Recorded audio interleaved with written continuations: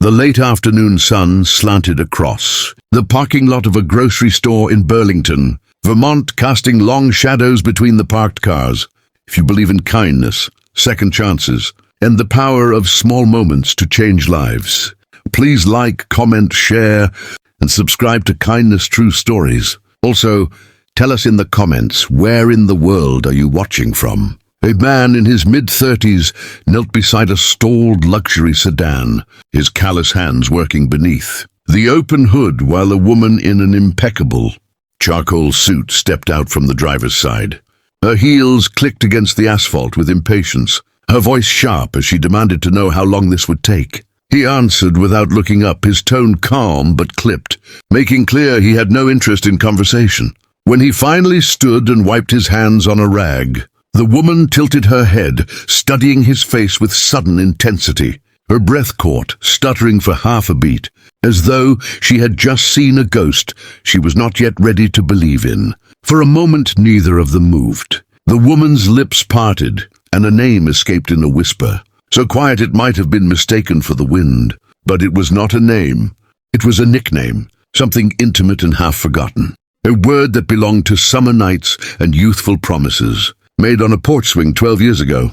The man's hands stopped moving against the rag. His jaw tightened and something flickered behind his eyes, a door slamming shut before anyone could see what lay beyond it. She said it again, louder this time, as if testing whether the sound would break the spell or confirm it. He looked at her fully now, and for the first time she could see the years etched into his face. The way life had carved lines around his mouth and left shadows beneath his eyes. He was not the boy she remembered, but he was unmistakably the same person. The same broad shoulders, the same quiet intensity in his gaze, the same scar running along the edge of his left hand. Though she did not let herself look at that just yet. He shook his head slowly. "You've got the wrong person." His voice was flat, deliberately empty, but she had spent 12 years replaying every detail of his face in her memory, and she knew she was not wrong. She took a step closer, her composure cracking just enough to reveal something raw underneath. She asked him about a summer, about a promise, about a reason he never came back. Each word landed like a stone dropped into still water, sending ripples across his expression that he fought to suppress. He did not answer. Instead, he folded the rag with mechanical precision and tucked it into his back pocket. His movements were unhurried, almost dismissive, as though she were a stranger, asking for directions he had no interest in providing. When he finally spoke again, his voice carried an edge that had not been there before. The car's fixed. It was a loose cable. "You're good to go." He turned to close the hood, the metallic thud final and decisive. "That's all it was." "A loose cable?"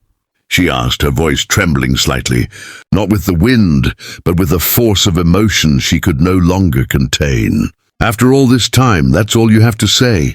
No diagnosis for a sedan. He kept his back to her, his shoulders a rigid line against the fading light. "I fix cars. I don't do reunions." She moved then, circling the car to stand in his line of sight, forcing him to acknowledge her presence. "Look at me. Just look at me and tell me you don't remember. Tell me you don't remember the lake, or the sound of the crickets, or the way we swore we'd leave this town together.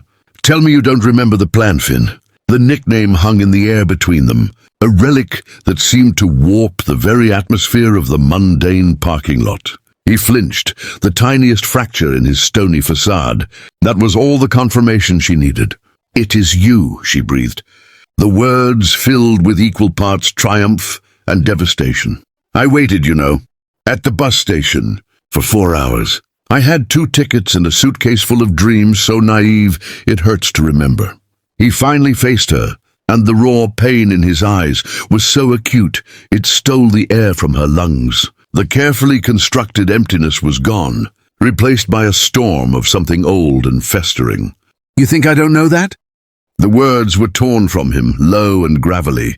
"You think a single day has passed where I haven't replayed every second of that night? Where I haven't wondered what you thought when I wasn't there? Then why?" The question was a plea. "My father," he said, the words simple and heavy with finality. "He found the tickets. He took my savings, my phone, and he made it very clear what would happen to you, to your family's reputation, to your future at that fancy college if I got on that bus. He had the means to bury you, Elise, and he would have. Elise stared, the polished CEO shell gone completely, leaving behind the ghost of the girl on the porch swing. You could have told me. You could have found a way. And then what? He shot back, a hint of the old fire in his eyes. You would have tried to be a hero. You would have sacrificed everything, your scholarship, your path. For what? A life on the run with a mechanic's son. I saw the path you were on. I wasn't going to be the detour that wrecked it. He gestured vaguely at her car, her suit. Looks like I was right. The statement was brutal in its simplicity. She understood then that his disappearance had been an act of love, a brutal, misguided sacrifice he had carved from his own heart. All the years of anger, of feeling abandoned, began to crumble and reform into a landscape of shared silent loss. You were wrong, she whispered, her own voice thick. It wasn't a detour. It was the destination. Everything after. It was just geography. The fight seemed to drain out of him, leaving a profound exhaustion. He looked at her, truly looked. Perhaps for the first time since she stepped out of the car. He saw the successful woman, but he also saw the echo of the girl whose laughter was his favorite sound. It doesn't matter now, he said, but the edge was gone, replaced by a weary resignation. It matters to me, she insisted. 12 years of silence matters. The sun dipped lower, painting the sky in hues of orange and purple. The manager of the grocery store flipped on the parking lot lights, which buzzed to life with a harsh fluorescent glare. The spell was breaking, the real world intruding with its mundane demands. Your life is there, he said, nodding toward the sleek car. Mine is here. Some bridges burned too completely to cross, even with a good memory. He began to gather his tools from the asphalt. I have to go. Finn, she said one last time. He paused, not turning around. Don't, he said softly. Just don't. She watched him walk away, his figure growing smaller and less distinct. As he moved toward a beat-up truck at the far end of the lot, he didn't look back. She stood there for a long time, the keys to her expensive car cold in her hand. Feeling more stranded than when the engine had stalled, the man who fixed her car had also, in a few short minutes, dismantled the narrative of her last 12 years. He had taken her anger and replaced it with a grief she didn't know how to hold. A grief for a love that had been killed not by malice, but by a terrible protective kindness. She finally slid into the driver's seat. The engine purred to life immediately, perfectly repaired. As she drove out of the parking lot, she glanced once in the rearview mirror.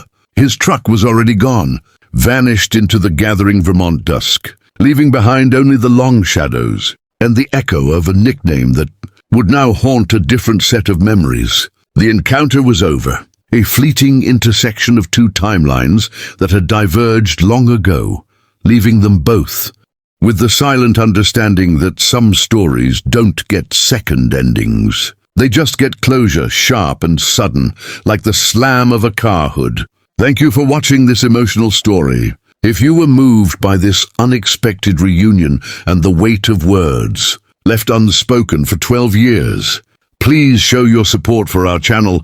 Kindly like this video, share it with others who appreciate poignant narratives, and subscribe to Kindness True Stories for more heartfelt and compelling content that explores the profound moments of human connection and loss. Your engagement helps us continue to bring these stories to life.